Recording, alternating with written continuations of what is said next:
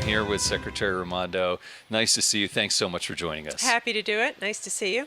So we do want to talk to you about economics, of course, but I wanted to start off by getting your reaction about the school shooting in Texas yesterday and what your feeling on this is, given that you're a parent and you're a governor of a state as well, and what message you would send to business leaders about this terrible tragedy. Yeah.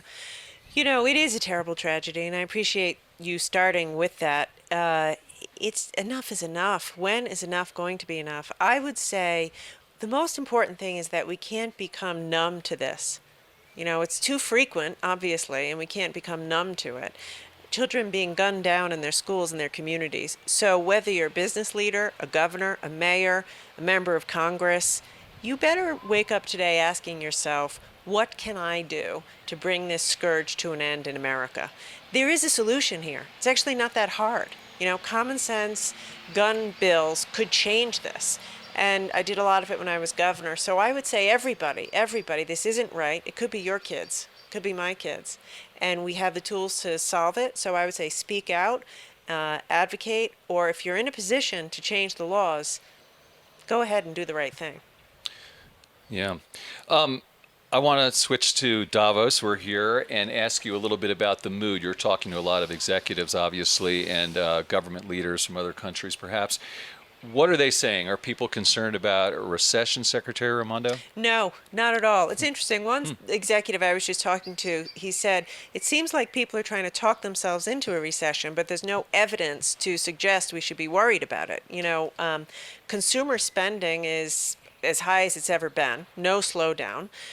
People's bank accounts in good shape, labor market's really strong, businesses projecting strong growth. So I think that the economy is strong. Inflation is a different story. There's a lot of nervousness about inflation. A lot of the political leaders from around the world. This obviously is not an America issue. Prices are up everywhere. And so I think where we really need to focus, obviously, is putting a lid on inflation. But as it relates to recession, I think the fundamentals of growth, of CapEx, companies planning to expand, is really quite strong. Another reason you're here, I believe, is to talk to companies about helping to deter Russian aggression. It's a little cold out here. To deter Russian aggression.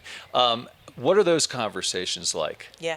By and large, I've been here to say thank you to the American business community who have really stepped up to support the administration's efforts in Russia. And by the way, they're losing money, right? It's not profitable for them to pull out of Russia, but they're doing it because it's the right thing to do. And I think we ought to recognize that and thank them. What we are talking about here is the effectiveness of our sanctions. And the part of that I'm, on point for is denying Russia the technology and semiconductors that they need to conduct their military operation. We put together an unprecedentedly large and effective coalition. Europe joined immediately. And talking to the Ukrainians, by the way, the Ukrainians are here in Davos in force. It's a very respectable and impressive showing. They tell us it's working, so keep it up. And you're not concerned about sanctions hurting just ordinary people in Russia? No, because we have been quite targeted. We are specifically denying semiconductors, military equipment, avionics, aerospace. We are continuing to send medical devices, medicines, food, etc. I want to ask you about your recent trip to Asia. Number of topics to get to there. You were talking, I believe, or President Biden was, about possibly removing tariffs to China. Is that a good idea, and what would be the impact on inflation? Yeah, so it's something we are looking at. The president, he will tell you his number one economic priority is bringing inflation under control. We get it. It's hard for Americans right now. And tariffs are one tool in the toolbox to bring down costs. So he has asked us, his advisors, to do an analysis. No decisions have been made. It's an ongoing analysis, and we're trying to figure out, is it a good idea? Would it bring down inflation? You have a new trade agreement, an Asian trade agreement. What would that do to sort of counteract China's influence? So it's the Indo-Pacific Economic Framework. We just rolled it out. I was with the president Monday in Tokyo. It's fantastic. We have a dozen countries representing with us 40% of the world's GDP. And it's really designed to help our economies work more closely together with their economies. And so I think there's a supply chain aspect to it, a semiconductor aspect to it, aligning on digital standards and tech standards. It's really, actually, it's the biggest economic arrangement the United States has ever launched with Asia. And the point of it is China's very strong in that region. You know, if they're pouring tons of money into Malaysia, Indonesia, Vietnam, and those countries have told us they want the U.S. to be more present. You know, those countries have told us they want an affirmative American economic strategy in the region, and that's what this is. Any fallout from the president's remark about defending Taiwan militarily when you're talking to chief No. executives? No, it hasn't come up, not even once. Okay. Let's talk about chips, one of your favorite topics. Yes. And I want to know how things are going with regard to the semiconductor shortage. Your take on that. The CEO of Intel, Pat Gelsinger, told us that he sees it persisting through into 2024. Is that your take? Yes, at least 2023. I hope not 2024. That has come up constantly in most conversations I've had here. Medical device companies, I've met with CEOs of a few medical device companies. They are struggling to get the chips they need to make life-saving equipment. Every company here, every digital company, cloud computing company, they want to know, when is Congress going to pass the CHIPS Act? And my answer is not soon enough. I don't know why Congress is delaying. Well, let me follow up on that. I mean, chips, apple pie, baseball. Who doesn't like chips? Why are they holding this up, and what are the reasons that this is being delayed? There is no good reason, as far as I can tell. There's bipartisan support for it. It's a national security issue. There's 200 plus chips in every Javelin launching system. We are utterly dependent on Taiwan for our chips. There is no reason Congress wouldn't pass this tomorrow. I don't have a good answer for you, but I can tell you from being here, talking to world leaders, talking to CEOs, it's on the top of everyone's mind. And you know, you talked about China. China's plowing ahead. China's investing $150 billion into domestic production of chips. So we're gonna miss out if we don't move. Have any companies indicated to you they're going to look to do manufacturing outside the United Yes. States because they're concerned that the bill won't get passed? Absolutely. That is exactly what will happen. Friday night, I was with the president in Seoul at a Samsung facility, biggest chip manufacturing company in the world. And you look around, it's amazing. We are at risk of losing that in America if Congress doesn't move. I've talked to maybe 4 CEOs of chip companies here. They've all said, we want to be in the U.S., but we can't wait any longer.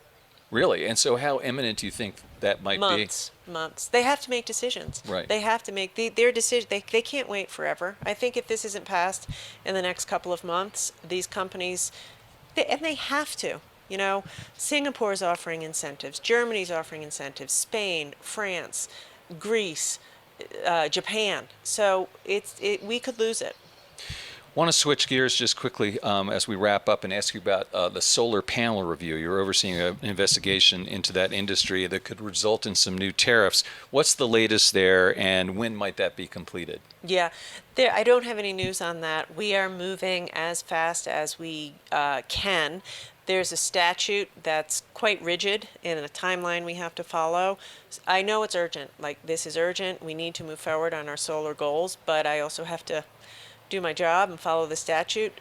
So we're going to move as quickly as we can. And just follow up on that. Are you concerned about any effects on climate efforts with regard to that in terms of the investigation's outcome? As I said, we need to move forward quickly on solar, and I certainly have heard from the industry that certainty on this case will enhance their ability to invest and move faster. Commerce Secretary Gina Raimondo, thank you so much for your time. I'm here with U.S. Special Presidential Envoy for Climate, John Kerry. Mr. Secretary, nice to see you. Happy to be with you. Thank you. We're here in Davos, and I wanted to ask you what business you're bringing in your role and if you're going to be talking to people about some new initiatives. Well, we are talking to folks about new initiatives. We created a number of months ago an entity called the First Mover Coalition. And we had 35 major corporations from around the world who have decided to be leaders in creating a demand signal by opening up markets more rapidly through making their own commitments to make purchases or to behave in a certain way. For instance, Maersk Shipping, largest container shipper in the world, has agreed the next 8 ships they build are going to be carbon-free. Volvo and others have decided to step up and say 10% of the steel they buy is going to be green steel. You have major airlines, United, Delta, Boeing, and Salesforce and Apple have all agreed that whatever flying operations those particular companies engage in, they will buy 5% sustainable aviation fuel, 85% reduction in emissions. So there are a whole lot of things like that individual companies, banks, major financial institutions, and others, and we'll have some important announcements about the new things that they're going to be doing and in new sectors. That's a lot of stuff with a lot of big name companies, Mr. Secretary. Do you personally get involved in the discussions with them about doing these types of things? Absolutely. And we have a terrific team of people. We're doing this in cooperation with the World Economic Forum. We announced it last year, actually. Been working on it for some period of time. But these chief executives, these CEOs really deserve the credit. They're stepping up. They understand the urgency. And they've decided they're going to be leaders in helping to send the demand signals necessary to change behavior. So we've got folks working on aluminum and shipping and steel and concrete, and it's major. These have been the hard to do things, but we're moving into that sector and getting things done. Shifting gears a little bit here, obviously. Russia's invasion of Ukraine is front and center. And I want to ask you how that's impacting climate, because there's a lot of talk about Europeans turning to coal as a stopgap measure in lieu of Russian gas. What's your take on that? Well, coal is the dirtiest fuel there is, no matter what, if it's unabated, and most of it is not mitigated or abated. So that's a problem, but they're not, Europe's big lesson out of this is that they want to be energy independent. And they're going to move far more rapidly to get off of Russian gas, to separate themselves, and to deploy the renewable base of their grid so that they can be free from the emissions and from petro-dictators who weaponize energy. So I think at the end product, it could be very salutary, but you've got to avoid building out major long-term infrastructure that doesn't mitigate, that doesn't capture emissions and deal with the problem of the climate crisis. So you can't allow Ukraine to become an excuse for people to do things they wanted to do anyway, which is continue to simply produce the way they've been producing, and that's what we've got to avoid. Is nuclear part of that equation for you in terms of being able to shift away from oil and gas? The answer is, for President Biden, absolutely. He has kept nuclear on the table. It's a very important ingredient. Bill Gates is building a new design of a nuclear plant in Wyoming now, and has put his own money into that effort together with some federal money. There's another nuclear plant being explored built out, demonstration in Idaho at the National Laboratory. MIT is doing work on small container-sized nuclear battery. There's a tremendous amount of research effort.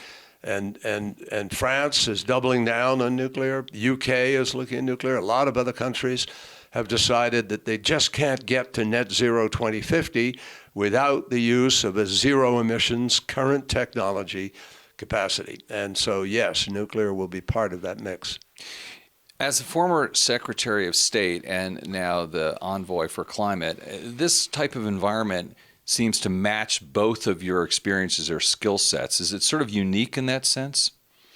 Well, I'm not sure what you exactly mean by that. Well, in that geopolitics and energy seem to be mixed and they always have conflated in been. a way. No, they always have been. Okay. It's just it has been.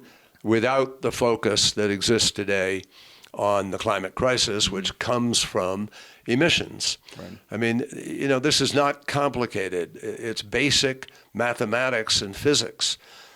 Certain things are happening because human beings are choosing to provide for their power or their transportation by combustion, by burning fossil fuel. And if you don't lower the emissions, those emissions create a blanket which warms, goes up in the atmosphere, warms the planet. And there isn't anybody I know today who doesn't admit that the planet is warming and that life has changed as a result of this. If we want to stop spending literally hundreds of billions of dollars, and over a long period of time we've spent trillions of dollars just cleaning up after worse storms every year, after floods, after fires, after drought, at some point human nature has traditionally proven pretty apt at discerning a trend. And this trend is pretty obvious. The climate crisis is getting worse, not better. And we have to much more rapidly be reducing emissions and taking the steps, not that politicians are saying we should do, but that scientists whose lives are dedicated to determining the mathematics and the physics of this particular challenge. And most business leaders seem to be on board as well at this point. It's unbelievable what's happening. The private sector is really moving. And yes, there's a gigantic shift with the private sector taking the lead in many places, and that's all kinds of private sector institutions. And by the way, some fossil fuel companies are now working very hard to become energy companies and transition to producing electricity and doing it in a clean way, either through hydrogen or nuclear or in other ways. So this is not something that leaves the world without options that work for our economy. In fact, this is perhaps one of the greatest economic opportunities we've ever faced. Potentially much larger than the Industrial Revolution, because we have to build out new energy grids. We're building out now new vehicles. Ford Motor Company and General Motors have both said they're going to have only electric vehicles by 2035. So those companies are moving because the marketplace is moving, and they know we have to do that. Yeah, I was going to ask you, hadn't mentioned EVs, but is that something in your purview as well? Do you talk to Tesla and Elon Musk, and do you talk to people in Detroit about that? Well, I talked to them about the overall impact, but by and large, that falls into the domestic hat, right, which Gina McCarthy and her team have been working on, and they've done a terrific job. I mean, these companies have made their own decisions, though. They're led by thoughtful, visionary folks who are looking down the road, and they recognize that if we are going to meet our goals with respect to climate, we have to have everything has to be part of the solution. Agriculture, shipping, buildings, transportation, manufacturing. We all have to look at the ways we can reduce the emissions, which, by the way, are pollution. And 15 million people die every year because of the impacts of that pollution in the atmosphere. So, the common sense thing to do is what we began to do years ago: clean up the air, right, not allow pollution to be dominating the impacts on our lives. And so we have to get back to that. And there's a lot of money to be made in producing the goods, in defining the new technologies, bringing them to market, bringing them to scale. And that's what a lot of venture capitalists and investment entities are now realizing. And they're moving there. The market is moving and will move in this direction. We will get to, I'm absolutely convinced, we will get to a low carbon, no carbon economy at some point in time. The challenge is, will we get there in time to heed the warnings of the scientists and avoid the worst consequences of the crisis? All right. We look forward to seeing more progress there. Secretary John Kerry, thank you so much for your time. My pleasure. I'm here with Glenn Hutchins, private equity investor, chairman of North Island, and co-founder of Silver Lake Partners. Glenn, nice to see you. Great to be with you, Andy.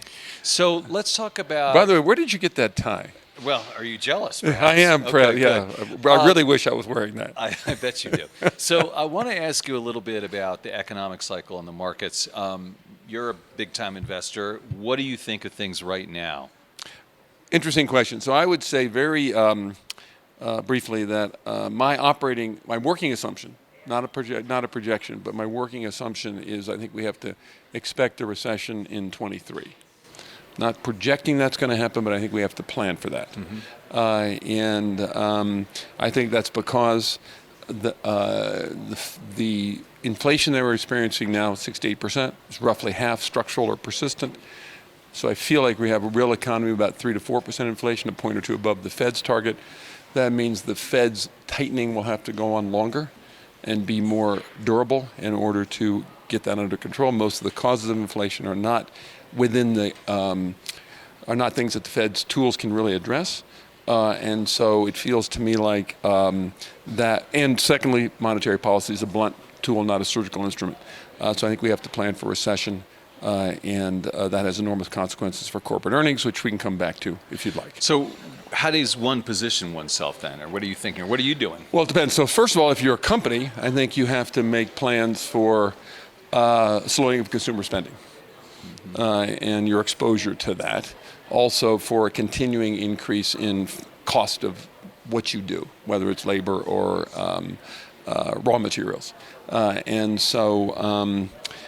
by the way, that's the kind of behavior that the Fed wants to induce. In other words, they want economic activity to slow down in order to bring inflation down.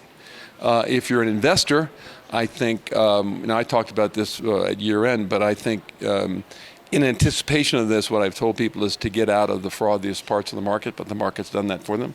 If you're an investor right now, I would expect that if we do end up in recession, that there will be we've been through a PE tightening already, and when earnings adjust, when the E goes down, I expect a second leg. So I'd be very, very concerned about it, less about valuation-sensitive companies now and more about earnings-sensitive companies. Shifting gears, we're here at Davos, of course, and you're the chairman of Kerry, that NGO, and you were in Poland on the Ukraine border. Quickly, what did you see there, and what was that like? Well, I spent, in addition to observing our work there, I spent a day volunteering at the border. Right. And greeted buses from Kharkiv and Mariupol in particular, and welcomed the refugees into Poland. I met a young woman named Svetlana, who, as far as we could tell, all she had left in her life was the backpack on her back and a big dog at her side. And she said to me, "Why won't you stop him?" And him being Vladimir Putin. Yeah, of course. And a principal lecture on geopolitical realities didn't seem, merited. I met another man, 85 years old. He said, in 1941, I fled to Russia to get away from the Germans. Today, I'm going to Germany to get away from the Russians. Those were the bookends of his life. Yeah, it's really shocking. Shifting gears again, a big topic here besides deglobalization is crypto. And what's that? Yeah, well, you're a big crypto investor. Yeah, I am, yes. And I want to know what your take is on that. So, look, I think that crypto is a long-term, hugely important innovation. People think about it as either as about coins or about blockchains. I think it's best understood as a new mode of commerce and a new paradigm of computing. Point number one. Point number two, any new technology like that will go through cycles, ups and downs. There will be good companies and bad. The bad companies will go away. The good companies will thrive. Just like the internet crisis of 1999, Pets.com and Webvan went away, and Amazon powered on to greater success. So the point here is not to diminish crypto, but try to understand what the best companies are and invest in those. You are a minority owner of the Boston Celtics. They're playing Mike Claudio's Miami Heat over here. And just wondering how sanguine you are about their prospects going forward. It's a great team, plays enormous team defense. They got a coach that has worked wonders with them. Got an emerging young star named Jason Tatum, the best defensive player in the league, Defensive Player of the Year, Marcus Smart. But it's a team, and I'm very optimistic.